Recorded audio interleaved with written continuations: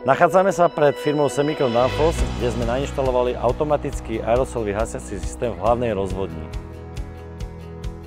Inštalácia bola vykonaná v 2 miestnostiach so sústavou rozvodných skríň a v priestoroch prívodných káblov pod podlahou. Hasiaci systém pozostáva z ústredne riadi celý systém, vyhodnocuje detekciu, vyhlasuje poplach a zahajuje hasenie. Dá informáciu na EPS. Pred inštaláciou tohto systému našej spoločnosti sme mali prirodzené obavy, či systém nebude náhodou spustený predčasne alebo nejakou chybou. Našťastie spoločnosť Cassis vyriešila všetky naše obavy inštaláciou dvojitého systému detekcie, čo považujem za veľkú výhodu a pridanú hodnotu tohto systému. Ako jednu z hlavných výhod považujeme prepojenie s grafickým modulom elektrickej požiarnej signalizácie, takže o každej vzniknutej situácii sme expresne informovaní. Detekčná časť.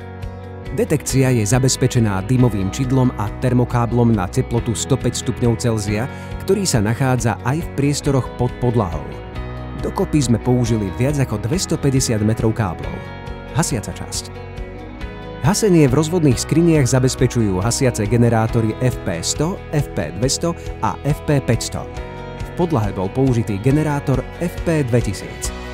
V prípade detekcie dymu a zvýšenia teploty sa rozstaví teplotný kábel, ústredňa vyhlási poplach a spustí časové odpočítanie, aby mala obsluha čas opustiť miestnosť. Následne je hasiaca látka vypustená v miestnosti a súčasne aj v priestoroch pod podlahou. Hasiaca látka nepoškodí elektrické komponenty rozvádzačov.